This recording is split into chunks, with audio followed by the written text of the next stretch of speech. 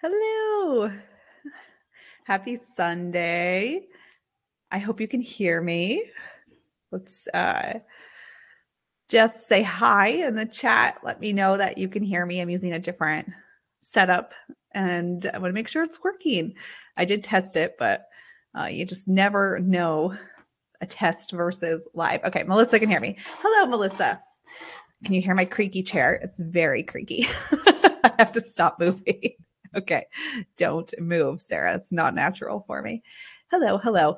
Thank you, Teresa. We are feeling better. Everyone is healed and we are in Florida. So those of you who are newer here, not that it matters for your life, but every like late winter, early spring, we head to Florida for a bit and it's really nice. But we bring my grandparents, who are in their mid and late 80s, down with us, and it's a whole adventure getting them here. And so my family, my husband, my kids, and I, we drive down. And we have to bring two vehicles. So we drive, my husband drives our truck and we trailer my car. And then today, my grandparents fly into Orlando, and my mom flies them, and then my husband will go get them and bring them here, and then we have to do the whole thing on the way back. Years ago, we used to drive here, and then my husband would, my grandparents wouldn't fly, and my husband would then fly to Ohio, pick them up, and drive them to Florida after driving us here from Connecticut. It's been years of doing this. And I moved them to Connecticut to live by us almost 2 years. It'll be 2 years this summer. And once we had them living by us, I put my foot down on the driving back and forth. And I said, you will get on an airplane and you will fly. So anyway, they're flying in today and it's nice. And not that I don't know, you need to know all these things about my life, but I think that sometimes, we see just other things people are doing and feel like it might be impossible for us or whatnot. I have a lot of family members who will say things to us like kind of in a like a snarky sort of way, aren't you lucky you get to do this? And on one hand, I'm very blessed, obviously. And I've been self-employed for 10 years this spring, which is not an easy thing. And so this is really bringing us full circle to everything we talk about here at Sisters Enchanted when it comes to living with intention and how do you want to feel. And it's been my priority ever since my first kid was born to have the freedom to be able to be available for my grandparents as they aged. They helped raise me. I lived with them a little bit when I was a kid for a couple of years. They helped raise me, and it's what I prioritize is being able to feel the way I want to feel. And that made the hardship of figuring it out how to be self-employed. So we had this freedom possible. And so I love to say, yeah, we're really lucky. And honestly, there was no luck. There's no luck involved. It's all very intentional action. So if you are feeling today like there's something you want to do in your life and you just don't know how to make it happen, one foot in front of the other, one step at a time, y'all. That intentional feeling. How do I want to feel right now? What's the future vision?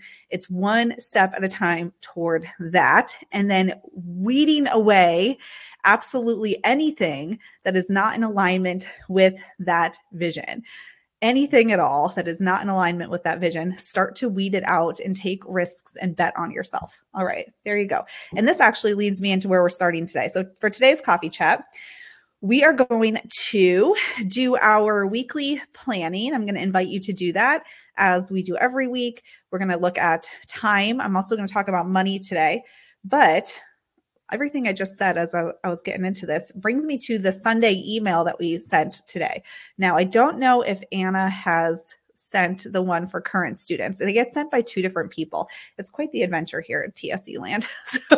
So if you haven't received yours yet, it might be coming in a little bit. So let me just read you part of this. Now, one thing you might not know, again, why I always feel like I just tell you all these things, and whether you care or not, I have a very eclectic taste in music. So I will flip from like Eminem and Missy Elliott to Miranda Lambert and some country music all in one playlist. I love classic rock, anything that just brings up that feeling of aliveness in me, and I'm totally into it.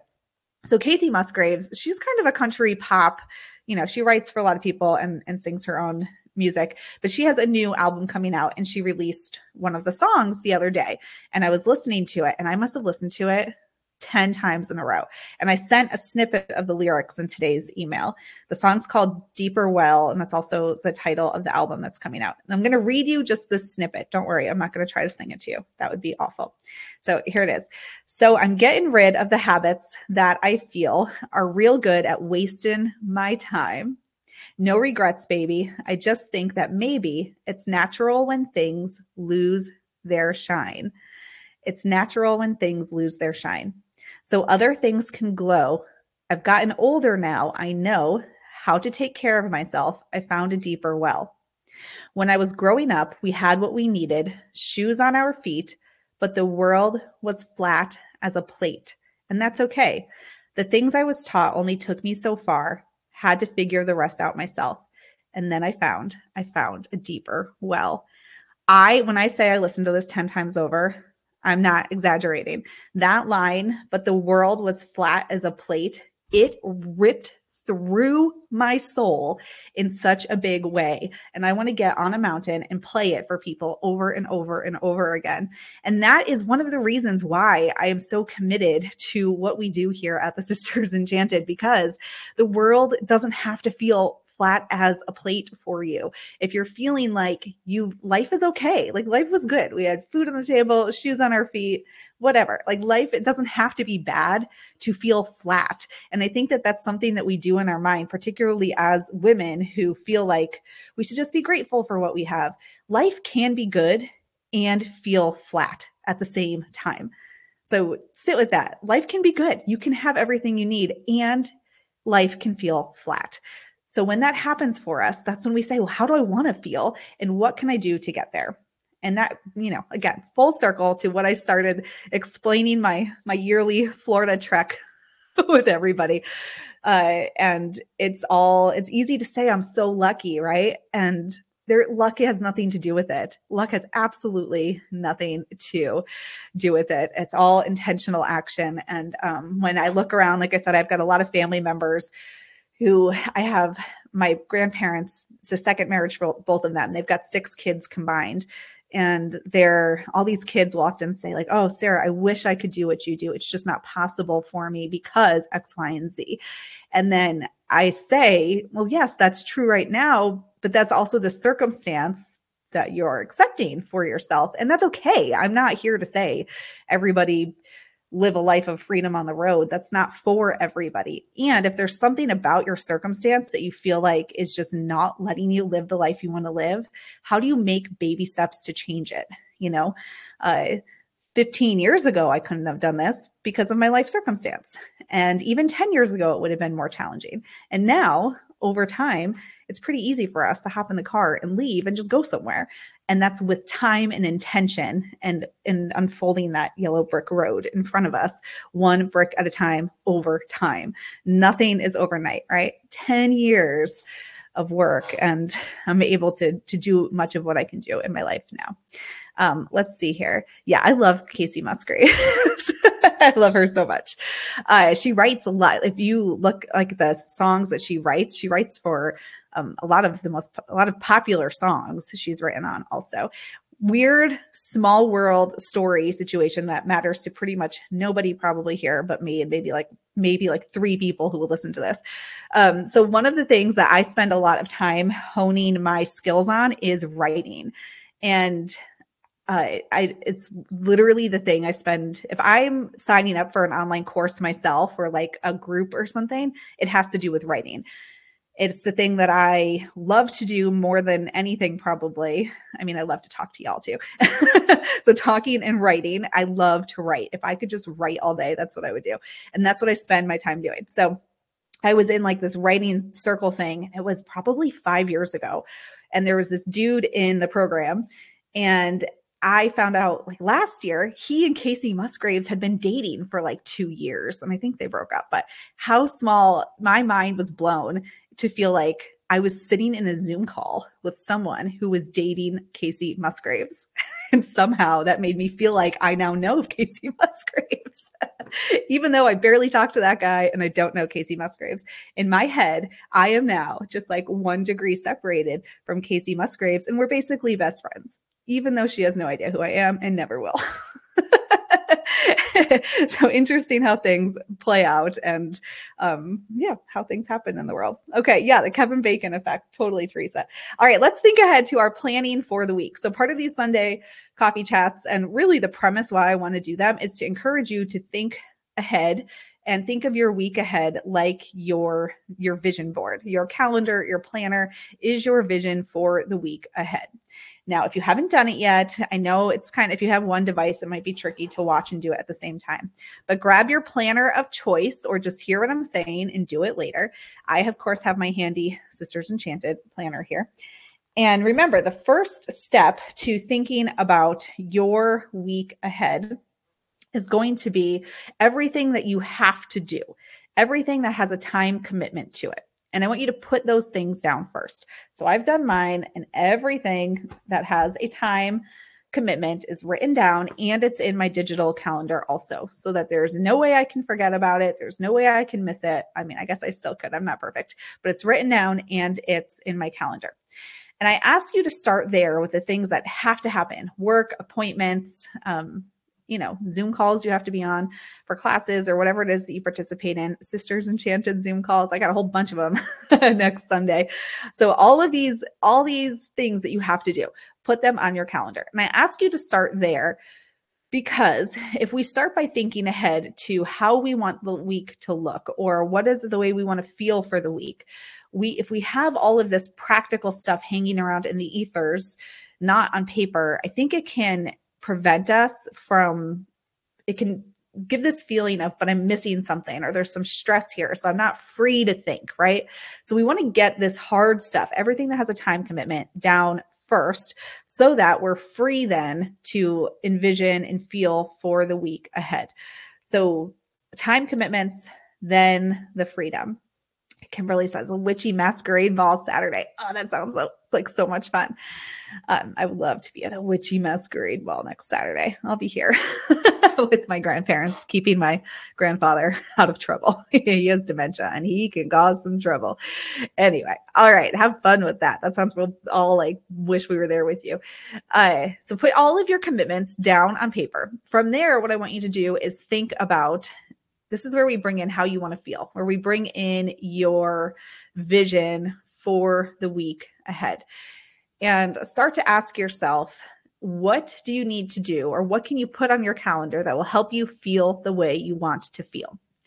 And the other piece to this is your energy. Remember, if you are a person who has energy in the morning and not at night, or you have energy at night and not in the morning, that's really important, because if you start to say, I'm going to do all of these things at this time of day, but that's actually when you don't have any energy, that's how we fail at our goals. And that's how we fail at doing the things we want to do. And then we feel like, I just can't do it, I'm not motivated enough.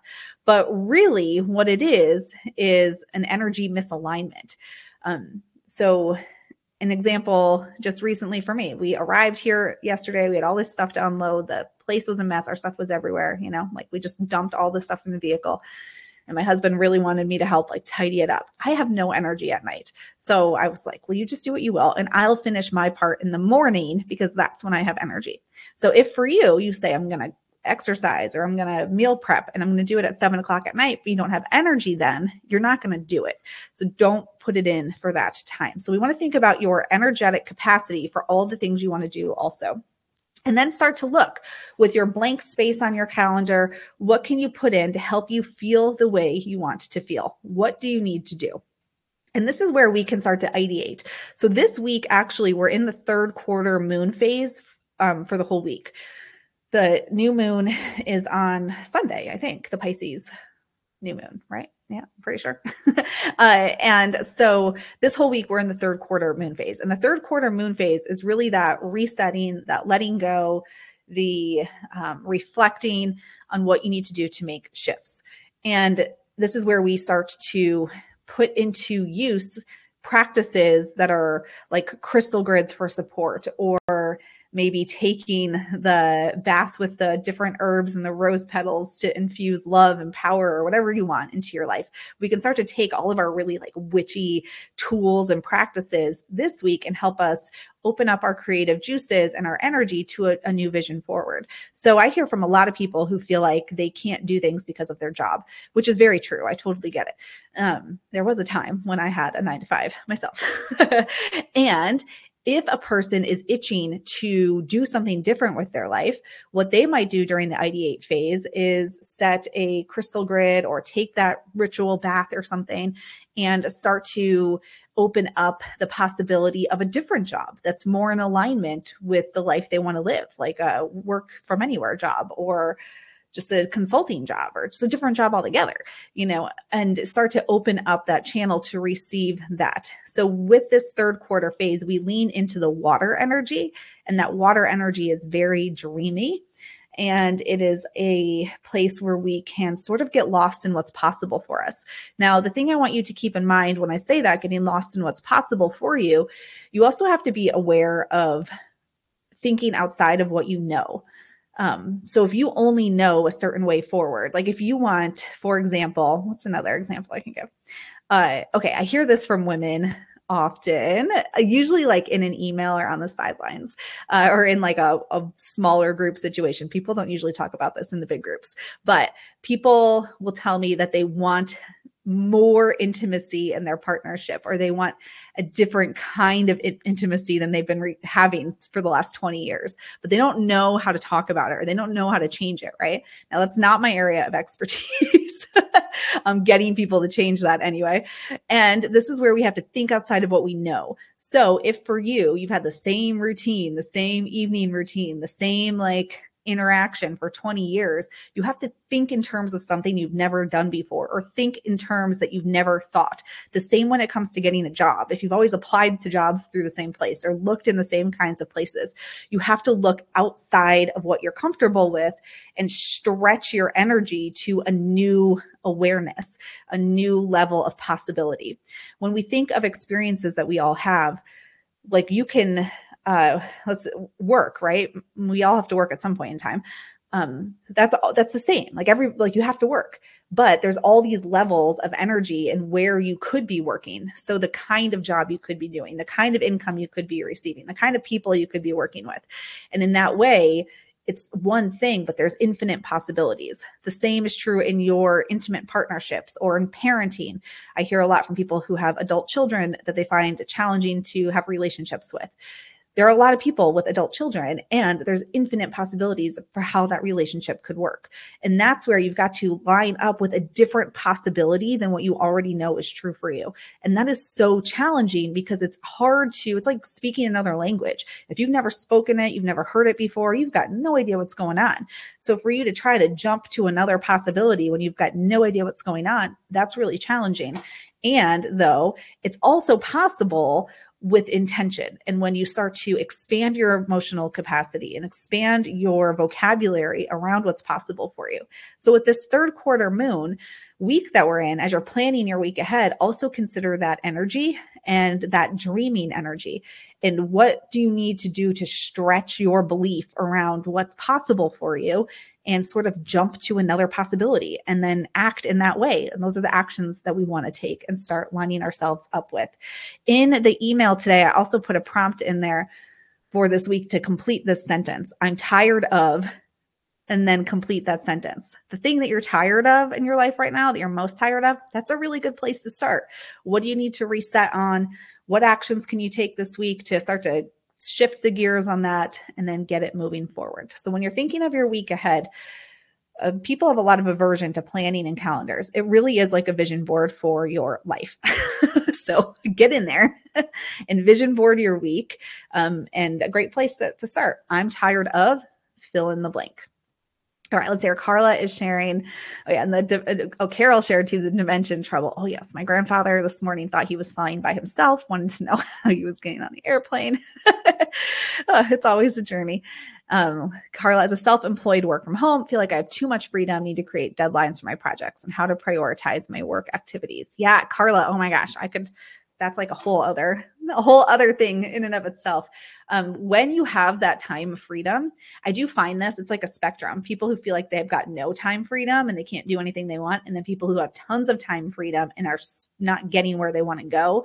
So it really is, it's that horseshoe effect. There's this idea that when things are polar opposites, they're typically not opposite. They actually go on a horseshoe and become more similar than you would think. And this is the same with belief systems. So when people believe two completely different things, that really when you get to the root of it, it's closer than you would think, and it horseshoes down. So there's like this wide part in the middle, and then there's this whole spectrum, but it's more like a horseshoe. And this problem of having too much time and not enough time, 100% a horseshoe, because it starts to become a very same problem. Even though it's two different things, it's two ends of the horseshoe, but the problem is the same. Yeah, ADHD blindness for sure. If it's not in front of you, I have that with my kitchen. If it's not in front of my face, we will not be eating it. It has to be in front of me. So that's similar though, when you have all that time freedom and like this blindness when things aren't there in front of you, you really want to lean into these similar ideas in terms of what is the vision, and then write it down for the week ahead. And as a self-employed person, I can tell you that you have to treat it like a job. If you don't treat it like a job, you will not do the thing. So giving yourself deadlines, priorities, when things have to be done, and then typically also prioritize the thing that matters most. And we're going to transition here into talking about money also, because this is part of my weekly setup, and I haven't been bringing it in over the last few weeks because we've been talking about other things, but I wanted to introduce it today while you do your weekly planning. So we're going to transition into that. But when it comes to this blindness or forgetting to do things, I am 100%, I do that. My to-do list every day, my reoccurring like things I want to do. It's probably 20 items deep. And I typically don't even like look at it because I forget it's there or I don't check things off. But when you're clear on your vision and you're clear what matters to you, then all that really matters, my contention would be, is that you do that thing that matters. And then anything else is sprinkles on top of the ice cream sundae. So for me, if I think of work and I think of life, because I work full time and I live a life, right? So for work, the thing that matters most is that I talk to people. That's the thing that matters most. So if no matter what has to be done, I have to do a live stream. I have to write an email, or I have to, do the podcast that goes out, and anything else I have to do is not as important as that. So no, I'm clear on that. That is not, I'm super clear on it. So if I forget to do 100 other things, that's not necessarily, I'm not saying that's good and okay. What I'm saying is I got the thing that's most important done. And then everything else is sprinkles on the ice cream. In my life, the thing that's most important to me is that I take care of my body, because I do wear a lot of hats. I work full time, I homeschool, my kids are both complicated. I got these grandparents that are complicated. Like, people need a lot from me. There's a lot of expectations from me on a daily basis. So the most important thing for me is that I exercise or go for a walk or get that done. Anything else, putting the laundry away, washing the floors, cleaning out the car that needs to be cleaned out, like anything else is icing on the cake. I have to take care of myself. I'm clear on that priority. My kids, I homeschool. Yeah, I also used to be a teacher. So I would love to do like all these things every day, right? And have this like vision of a homeschool. Right now, my 6-year-old, he's got to finish learning to read. And my 9-year-old, she's got learning differences, and math is the thing that we do every day, so she doesn't get too separate from it. If we get anything else done, sprinkles on the ice cream. But I'm clear on what's important today. So I know when I sit down to work, I'm overwhelmed. I have to talk. I have to spread the message, right? I have to communicate. I know that. I'll do that number one, no matter how overwhelmed I am or what I'm forgetting to do. I wake up in the day, I have to take care of myself. If I don't take care of myself, I get tired, I get cranky, I become like downtrodden and a mess to be around. So I got to take care of myself. And in my homeschool responsibility, the kids, I know what their priorities are. And even in my marriage, like, I could, of course, I want to do more, spend more time with my husband and go on dates and whatever. But I'm bearing it all today. My husband and I really prioritize though intimacy and that time. is really important in our marriage.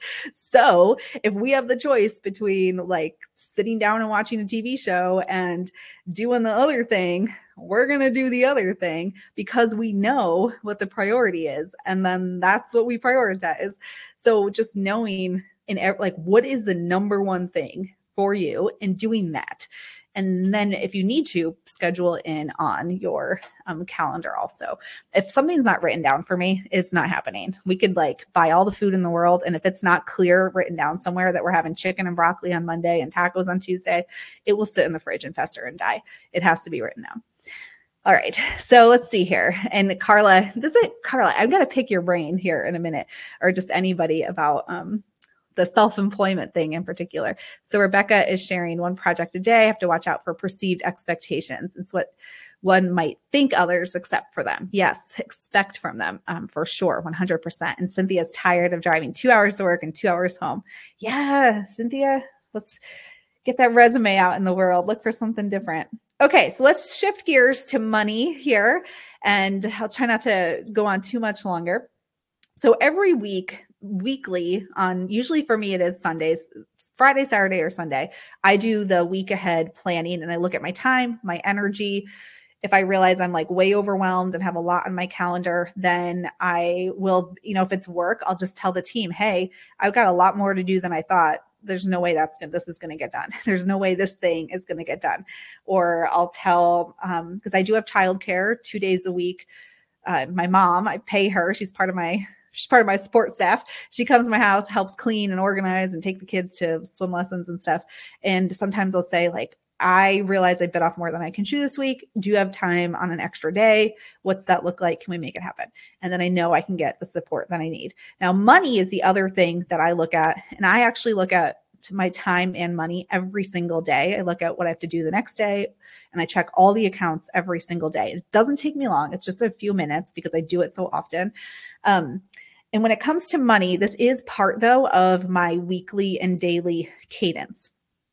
So money, if you don't have a weekly money date set up with yourself, a weekly money ritual, you need to make one. Like you need to make one. You've got to sit down and look at your money. Money, this is going to be a really annoying thing for some of you to hear. Money is nothing but a big giant game that most of us were never taught how to play. I was never taught how to play it. In my early 20s, I was $20-something thousand in credit card debt. When I paid that off just in time to have my first kid. And I ended up in $25,000 medical debt. And then when I was a business owner and no one taught me about taxes and finance, I got a hell of a tax bill I was not prepared for. Like, I get it. It is a game that no one, by and large, we are not taught how to play. Maybe you're one of the ones who was taught how to play it. And then hats off to you, my friend. I hope you're using that knowledge to your advantage. And so one of the ways, though, to start to understand money is to look at your money. Start to look at it. Now, I already know some people are planning resistant, and a lot of y'all are budget resistant. And I would be in that budget resistant camp. I cannot. I'm in your cabin. We share bunk beds. Budgeting, this idea of like knowing how much money goes to food and how much I can spend on this, it is not. I've tried methods, I've tried apps, I've tried spreadsheets, I've tried paper and pen. I specifically struggle in that area. That is a place where I struggle. So here's what I do. Similar to this, kind of knowing what my top priority is. I actually, you're getting a real peek behind the scenes here. I get paid a certain amount of money every single month. So I am like on a salary here and I get paid just like everybody else does. So I know how much money I'm going to make. And I know that number. And then I have an idea about how much money we have to spend every month also. And it gets a little bit tricky because our finances are not totally for example, we have a small house and we're fortunate now we don't have a mortgage on our small house. That's why we have a small house. I will not buy a bigger house. I will not buy a nicer house. I do not want a mortgage, but we don't have taxes and payments like every month. So we have property taxes that I pay twice per year, right? And so I've got to say like, okay, well, I know it's this much money, so I need to take like $1,000 a month, has to go aside for the property taxes. Otherwise, I'm going to be real surprised when I get that bill in the mail. So things like that, I start to look at, on average, if I look back through our credit card bill and our bank statement, how much do we spend on average on gas, food, like putting aside for property taxes, putting aside for medical bills and expenses? What does all of that look like, right? And then I know that number. And here's where the magic starts to happen. I know how much money I make, and I know on average how much money I need to allot to paying for stuff every month. So for me, I don't look at, and this is not the best financial advice. This is not financial. I'm not a financial advisor. This is what works for me as a person with ADHD who has never been successful in budgeting. I look at these two lump numbers, how much money I bring in, how much money we tend to spend in a month. And that money we tend to spend is cumulative of like, I'm in two different like reoccurring monthly memberships, one for homeschool moms of kids with learning differences. And then I'm in, another one, they're both homeschool related actually. And then I've got like 3 different fitness memberships. I'm in all these things, right? And my kids' resources I have for them that I pay for, all of that is part of our cost of living. And just like the rest of y'all, our electric bill has tripled in this last year. Our property taxes went up by $2,000. So I've found myself being like, oh my gosh, these numbers are not, they're not working anymore. And so I had to go back through my list and start to say, well, how do I either make more money or adjust this down to fit with these needs? And that is how I handle our finances. And I do check my accounts every day, though, to make sure that I'm in alignment with the money in, money out. And when I start to see that the money out is like getting wild for some reason, then I know like, oh, okay, pull back the reins on the horses because that money getting out is wild. Now, when it comes to debt and managing debt, as I've mentioned, I've been in debt several times over for different various reasons. And what we do is count that. We look then at the money in versus money out. And then the difference of that is how we start to chip away at that debt and get it paid off within a certain period of time. So I'll say like, here's what the interest is or how much it's going to cost us.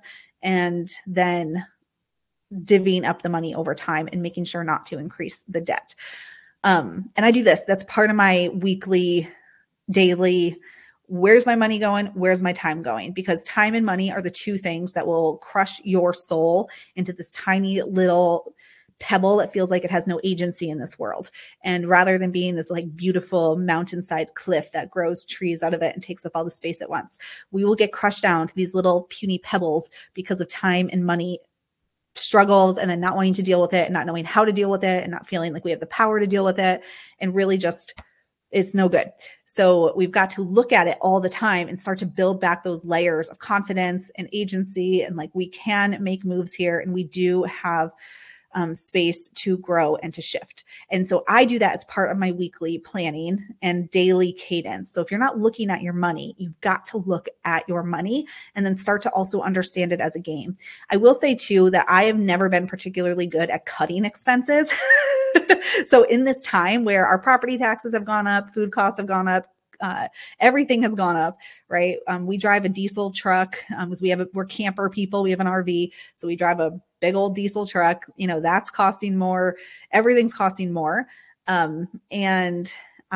So for me, what I did is we have less cushion money because like I said, I get paid a salary too. So we have less cushion money. So what I did is I looked at where we spend money that wasn't in alignment with my values. So I would never in a million years cancel the membership I'm in for homeschool moms of kids with learning differences, because I go there and when it's been a really hard day, I get the love that I need. So I would never cancel that. Or like my fitness memberships, I would never cancel them because no matter where we are, I have an option that's available to me. So what did we do? I looked at that and I said, all right, well, we're going to cut out one of our weekly dinners out. That's one thing we're going to cut out. We're going to drive my car a little more instead of the truck because my car uses less. It's less costly to drive. So we're going to drive my car a little bit more. We called up like homeowners insurance, car insurance, checked on our rates, wiggled some stuff there. Doctor's bills, and because we pay out of pocket for doctor's visits and whatnot. So where could we reset payment plans for some of the high, like I was in the emergency room a couple years ago and like that was a high bill. We're still paying that. So where could I reset that to stretch it? So rather than getting rid of things that are non-negotiable for me, I just looked at these to where could I rebalance the cushion. And that's what we've done. And I wouldn't be able to do that though if I wasn't paying attention to the money.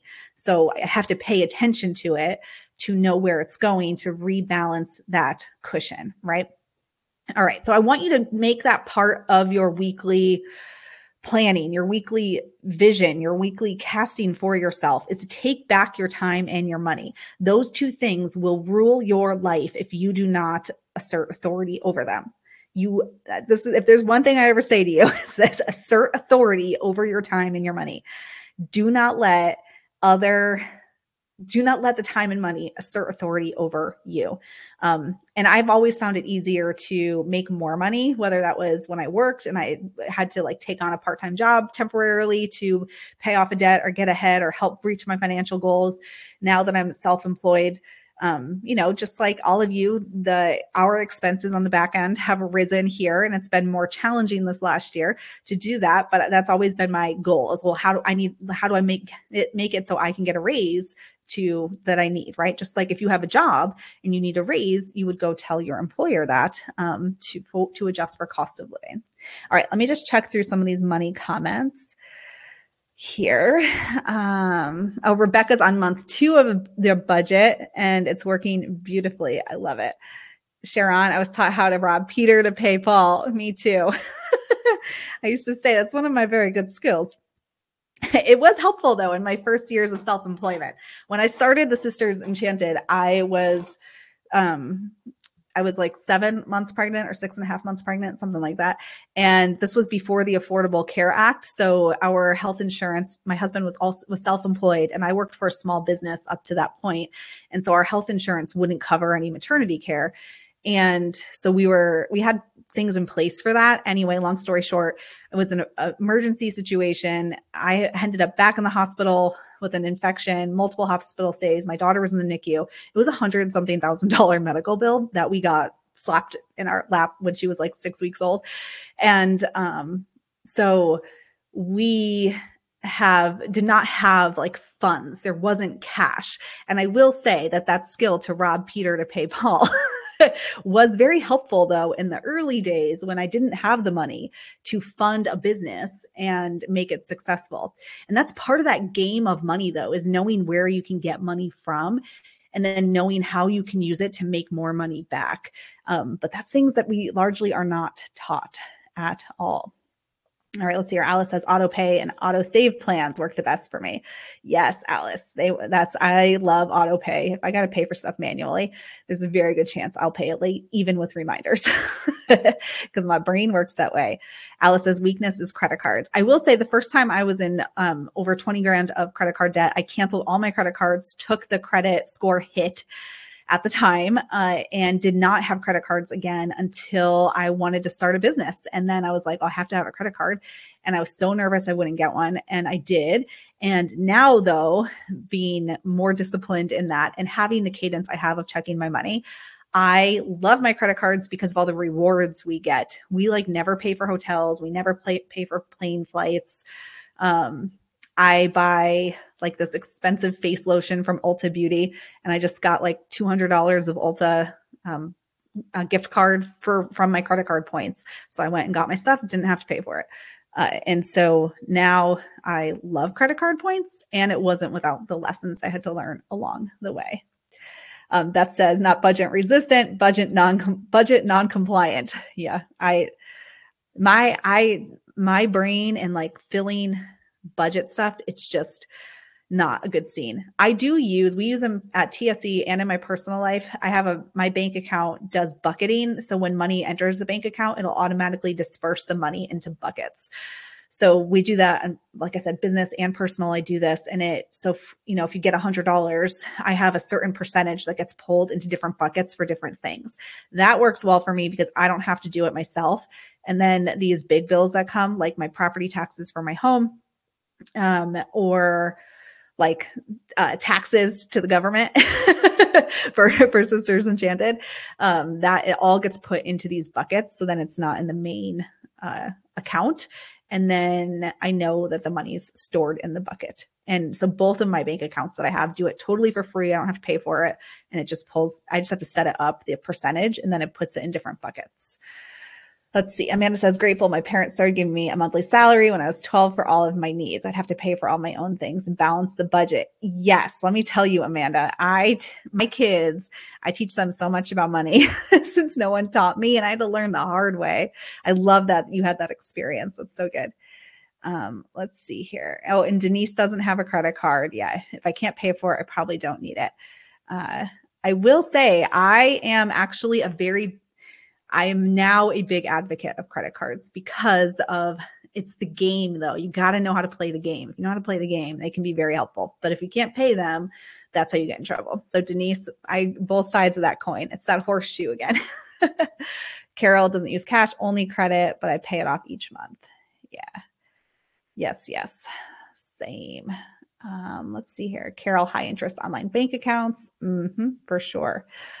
Meredith's going to start small. Just start looking at your money daily. Love it. Beth has a pile of credit cards, but keeps them in your room. Yeah.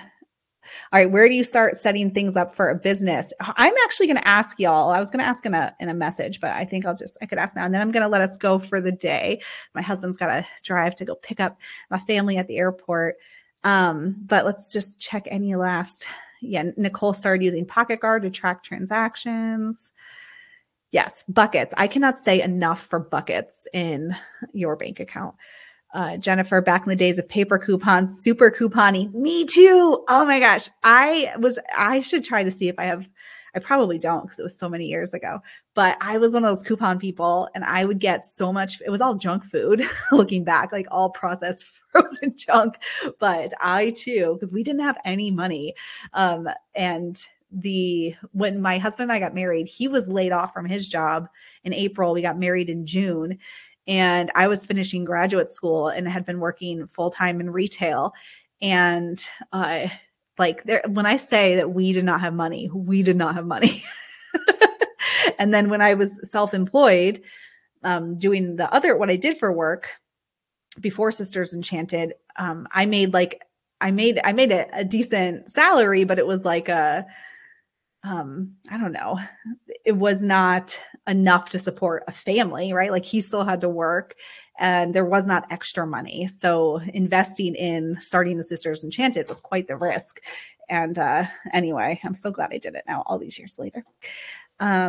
Learned the hard way in 20s about credit cards. Yes. And Jennifer, same here. No money and low paying job. Yeah. It's so wild to think about. I remember when my husband and I, after we were married, and I was working for a small business the first couple of years of our marriage. And I had like a decent salary for the first time in 4 years because I graduated college and I was working in sales and marketing for Hershey Chocolate. And I had like a good salary, but I quit that job to go to graduate school for teaching. And then I was working retail while I did that. And then my husband was in carpentry. He built custom cabinets for like $1 million houses. And at Yale University, there's this brain museum in there. It's like a room, but it's all these brains that are in these jars. It's kind of creepy and also very cool. Anyway, he helped build that. So he's a great carpenter, but his shop closed down right before we got married. And so we definitely did not, and he didn't make that much money, doing that. He worked for somebody else. So the money situation was always tight. But I remember when I could buy us new kitchen chairs because we needed them desperately for our kitchen table, which was handed down to us. And I felt so wealthy buying kitchen chairs. I was like, look at me buying these kitchen chairs. It was such a good feeling. Anyway, some more insights into my life. What was I going to? Oh, I want to ask y'all, and you can put this, I'll put up a post somewhere in the group too. But I get asked a lot about small business and being self-employed or how to work from home. And I have a lot of thoughts and can help. And it's been almost 2 years since the last time I hosted a class on the topic. And I kind of pulled back from doing it. But I used to teach live once a year our Society of Business Witchery class, and I haven't done it. And I'm not I don't think I'm considering that for this year, but like something. And in May, I will be self-employed for 10 years. And so I do feel like that I have wisdom to share. I know what I'm doing. We have full-time team members here at the Sisters Enchanted. We've got part-time team members. We've been through the trenches of feeling like nothing's going right to feeling like things are going really well and everywhere in between and back again 10 times over. And so I was going to ask in the group if, where people are at, like, where are you on what would be helpful in that regard? As May 1st will be 10 years of self-employment. And, my husband, he's not had to work since 2017. And, like I said, we have a whole team here. So it's not just me. And I think I know what I'm doing by this point in time. And I'd love to share some of it, but I don't know where everybody is. So I will definitely put a post up and just ask where you are on that journey. I'm not sure that I would do the whole business witchery class right now, but maybe like a series or something. I don't know. Just want to be helpful to people because when I became self-employed, I didn't know anybody in my family who was self-employed. My parents, neither of them really had money. Neither had money, not really. Like they never had money ever. No one I knew was self-employed, and I was thrust into it. And so was my husband. When his shop closed, he ended up becoming self-employed. And he was self-employed for 5 years before he stopped working. And so I know what it's like to maybe feel like that's an idea, but then have nobody who knows how to help you because I knew nobody to help me. And also having people in your life who I'm lucky in that my mom never questions my choices. And my husband has zero fear that we will ever be broke ever. So he never questioned that. But so I am lucky to have that support built in. But other extended family, just recently, somebody asked me, they were getting real afraid of the economy. I have a family member that watches a little too much news and was like, well, what are you going to do if the business fails? And I was like, it's not gonna fail. Why are you asking me that question? That seems so scary that you would think of things like that. But I know what it's like to have people in your life like that also who just are negative Nancy's, and how do you like move forward when they're so negative? But anyway, yeah. So I will put up a post though somewhere and ask around like what you need, what would be helpful to y'all, because I would want it to be helpful. And there you go.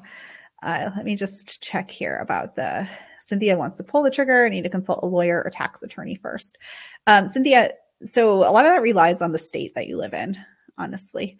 But per the federal government, as last I knew, it's been a while since I registered business because I've been self-employed for a long time. But last I knew, you could register with the federal government anytime in the year. So if you started your business now and then didn't register till like November, last I knew, I am not one of these, I'm not a lawyer. Last I knew that was okay. And in fact, that's what I did because I wasn't sure if I would be able to do it or if I'd get a job. And so I've registered my business right at the very end of the year. I will say though, I had to deal with the government a lot in the last few years. They seem to keep, it's just like every day I get a letter from them. It's the worst. But they, it took 2 years to settle one matter because they're so backed up from COVID and understaffed. I know there's all this news about the IRS hiring all these people, but I can tell you firsthand that something that would have been taken care of in 2 weeks took me 2 years. And I now have 2 different tax IDs, which is a problem, but it's because it took 2 years and it's because of the backlog from COVID and being understaffed. So on the receiving end of that understaffing problem, it's been very frustrating.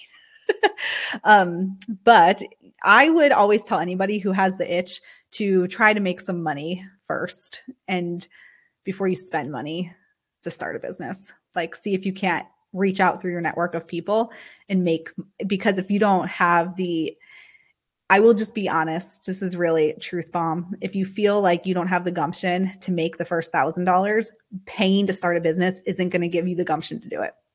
So put yourself out there, see what you can do. And then if you're like, okay, I did it, then put money into the business for sure.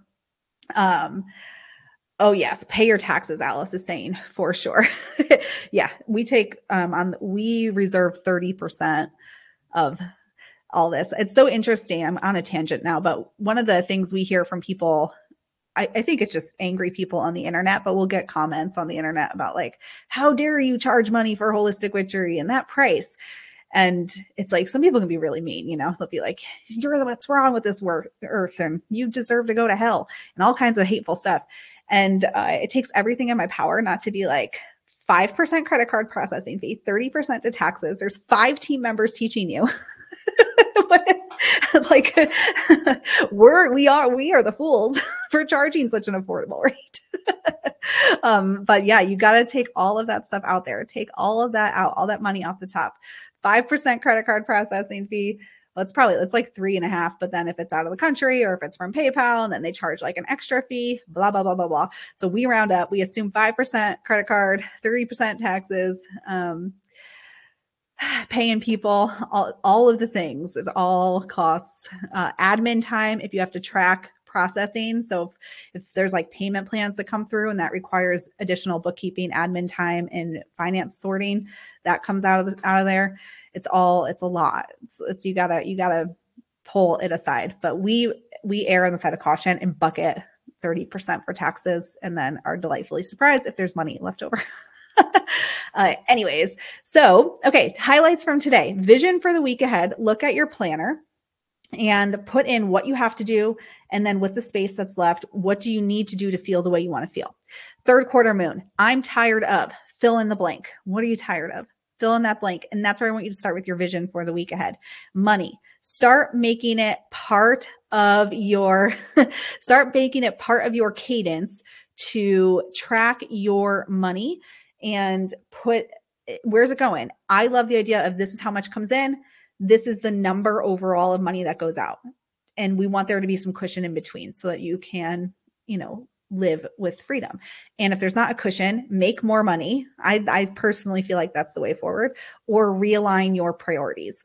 When you are feeling really stressed out about money, it's really easy to just want to say like, I can't afford things. It's too hard. Be sure to prioritize the things that make it so you can feel powerful in your life still. For me, that's like my homeschool memberships that I'm part of, my fitness memberships, would never get rid of those. For the Sisters Enchanted, again, like our software costs have gone up, everything's gone up. And we just invested money in a coach for me and the 2 other people who help me. We've got a big team here, but Anna and Naomi are my right hands behind. They're my angel, my devil on my shoulder is Anna and Naomi. And I just invested in coaching for the 3 of us because if we are in a bad mindset, everything goes to hell very quickly. And so we had to look at like, all right, well, what is not serving us so we can pay for the coaching to keep us so that we're able to have the capacity to do what we do, and then prioritize. So look at when you're trying to figure out your expenses, what matters for you and how is that helping you in your life, and then adjust accordingly. So for me, like I got rid of dinners out. For us, we offloaded some business memberships we weren't really using in terms of like software and stuff that was just kind of sitting around. So we did that to make the space. So what do you need to do to make the space, right, that you need? All right, let's see here. So that is it, I guess. I'm going to go ahead and leave it there. I will put thank y'all for the kind words. You don't even know. Last week alone, I think we had to block 6 to 10 people telling me I was going to hell on the internet. 6 to 10 in 1 week. And then the emails, it's a lot, but I wouldn't trade it for the world. I think what we do is a blessing to the earth and to all people, and other people just got to get there. They gotta be nice. They gotta lead with kindness. They ought to listen in. Okay, I'm gonna put a post up about that self-employment thing sometime this week, and I appreciate y'all being here. So go out there, cast your vision, live your life. I gotta turn the air on. It's hotter than Hades in here. Maybe I really am in hell. Maybe they were right, because I am sweating. I'm sweating and I stink. I gotta go deal with that. I'll see you all in the groups this week, and I'll see you for another coffee chat next week. All right, have a good day. Bye.